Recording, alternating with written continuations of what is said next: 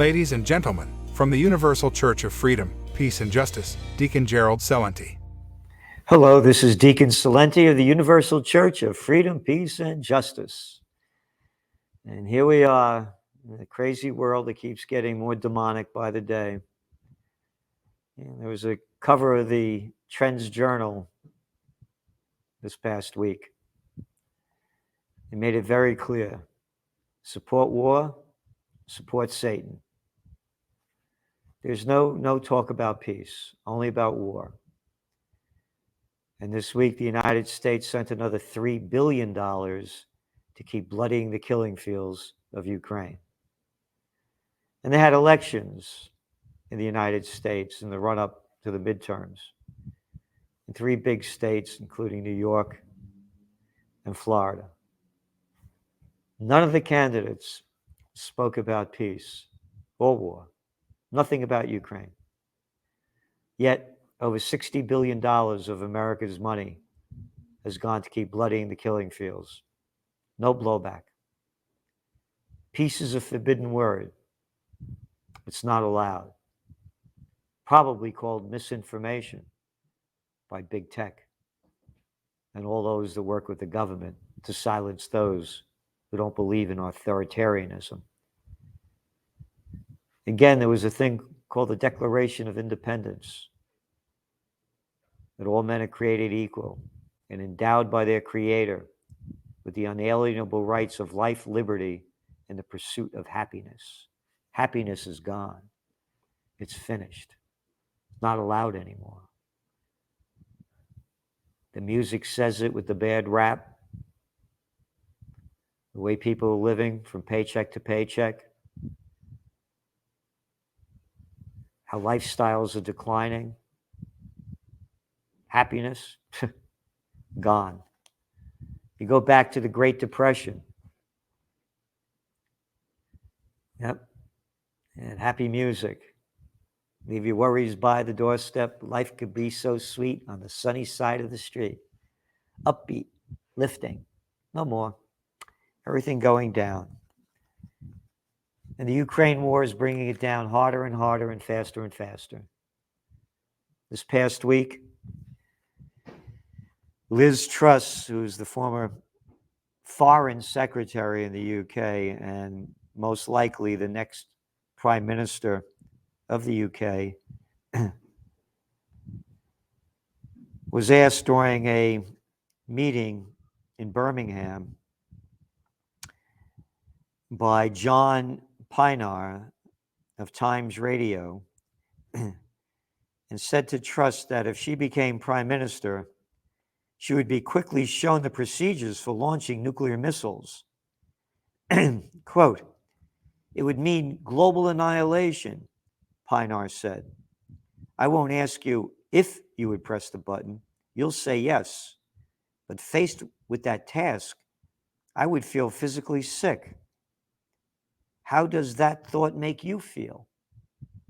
Remember, this is the person that's going to be in charge following the other person, Boris Johnson, who kept bragging that more weapons will be sent to Ukraine and that they must win and not let Russia win. And he went back again, even on his way out this past week. Truss replied, quote, "I think it's an important duty of the prime minister, and I'm ready to do that." I'm ready to do that, she repeated. I'm ready to do that. I am ready to do that. I am ready to send a nuclear bomb off. No one else in the world has any right to tell me what I am going to do. I am the authoritarian in charge, and I will destroy the earth if I believe I should do it.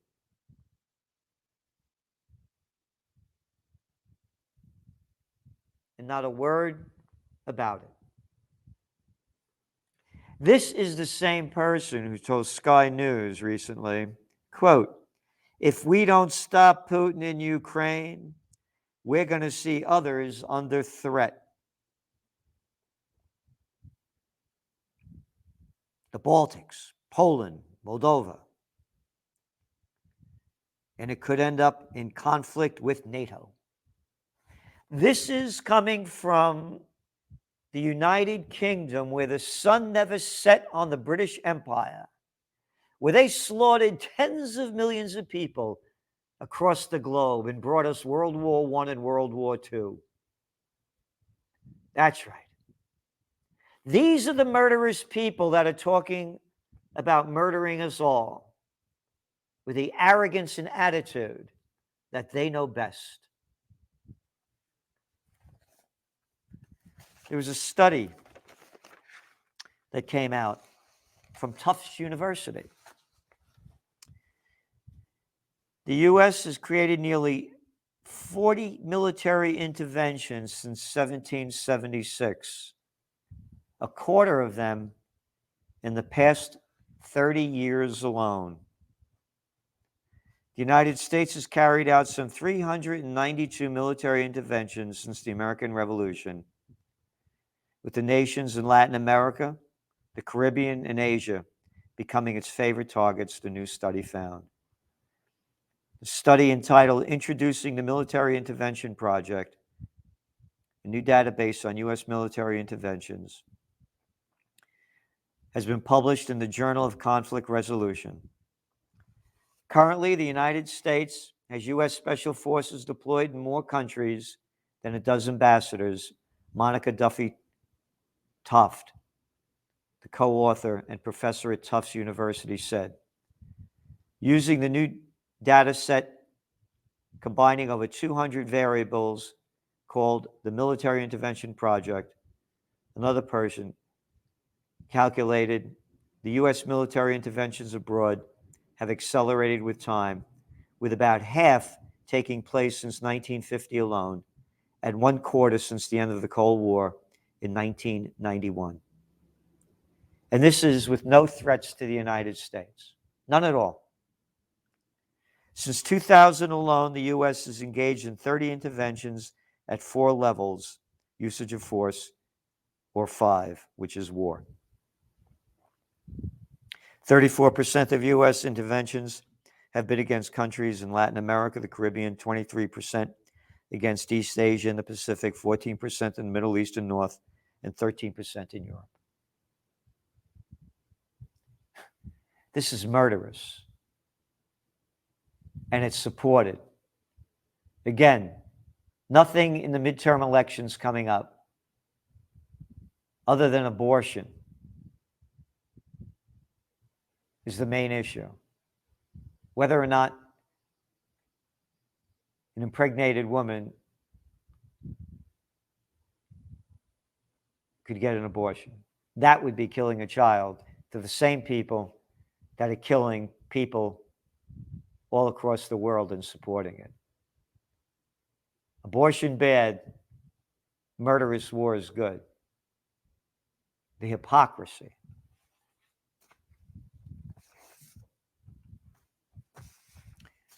Story in the Financial Times this week: Ukraine conflict heads for winter stalemate. Neither side has an immediate upper hand. Neither side has shown any lasting appetite for negotiations.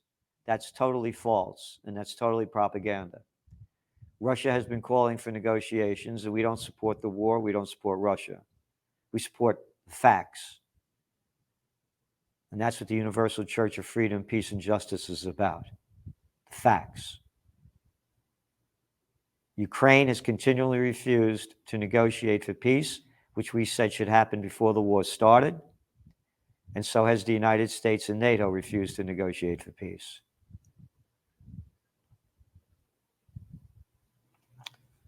Ukraine has vowed to fight on until it drives Russia from its territory.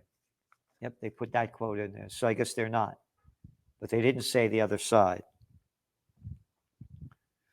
And almost a fifth of Ukraine is under Russian territory now, in control of Russia. Over a fifth of the territory in Ukraine. So they're losing this war. But yet, the U.S. gives us enough to stop the Russians from advancing, to reverse some gains, to shape the operational direction. but absolutely clearly not enough for a major counteroffensive, said the former defense minister of Ukraine.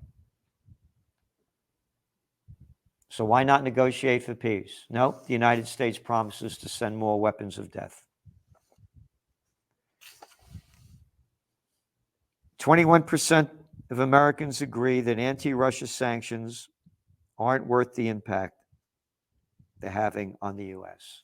Only 21%. And they're having an impact all over the world. Natural gas prices are spiking to new highs in Europe because of the sanctions. Where are the people coming out against this? They're not working. They did not punish Putin as Joe Biden said they would. They're punishing the people. And they're punishing people all around the world. In Angola, voters cast ballots amid soaring debt. Soaring debt everywhere. Where are Americans shopping? Once upon a time, it was the middle class. And now they go to Dollar Tree and Dollar General. 18,000 Dollar General stores. The bigs control everything. And you go into these places and they're horrible. No spirit, no joy, no beauty.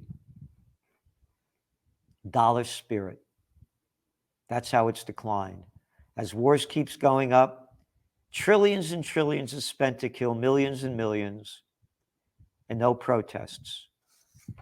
And how sad I was after we had the July 23rd rally with Judge Andrew Napolitano, Gary Null, Scott Ritter, Phil Giraldi, and the streets filled with people, and zero coverage, not even local. However, if we had a rally to support war, boy, we would have gotten a lot of great coverage. Huh? Again, the cover of the Trends Journal says it. Support war, support Satan. And that's what's happened. It's the satanic spirit that's thriving and ruling society around the world. Whether they are Ukrainians or Russians, I think of so much cruelty of the many innocents who are paying for the madness of all sides, because war is madness. I think of the poor girl, that woman, Daria Dugina, who was killed in a bomb, who was blown up by a bomb under a car seat in Moscow. The innocents pay for war. That was from Pope Francis, who's also made it clear there's no good guy and bad guy on this side. He said, I think of so much cruelty of the many innocents who are paying for the madness of all sides, because war is madness.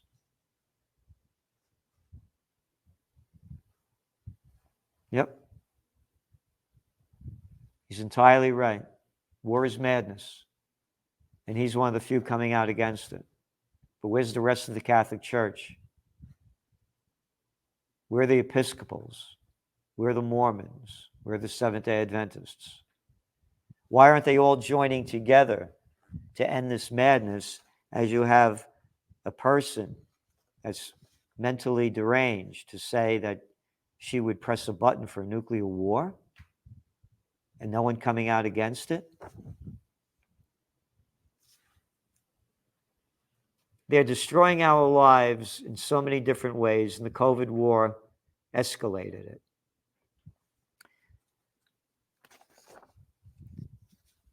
Marijuana and psychedelics are at record levels of use. This is from the New York Times. They go on to say, the report provides a mixed picture of substance use in the United States that experts say reflect a number of trends affecting young Americans. The devastating mental health effects of the pandemic. Devastating mental health effects. Devastating. Not of the pandemic, but of the politicians It wasn't the pandemic. It was the draconian mandates, the demonic draconian mandates imposed upon societies across the globe, made up of political science and not hard science. But they're blaming the pandemic. And this is how they rewrite history. One after another, all of the dangers that are happening, they're blaming it on the pandemic. The decline of economies, escalating inflation, businesses put out of business, the lives and livelihoods of billions of people affected by draconian, demonic mandates imposed by politicians. But instead, they blame it on the pandemic. And now, U.S. readies COVID booster campaign. The Biden administration has completed plans for a fall COVID-19 booster campaign that would launch in September with 175 million updated vaccine doses provided to states, pharmacies, and other vaccination sites. This is from the Wall Street Journal this week. So, 4 shots, and now they're going on to a 5th, and it's becoming yearly. Go back to when they launched this in 2020. They said that the vaccine, 2 shots, would have a 95 to 96% efficacy rate.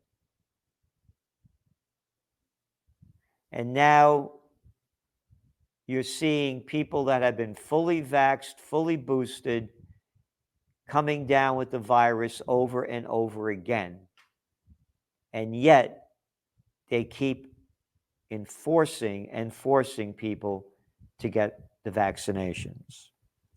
They go on to say about 79% of U.S. population, according to the CDC, have gotten 2 doses required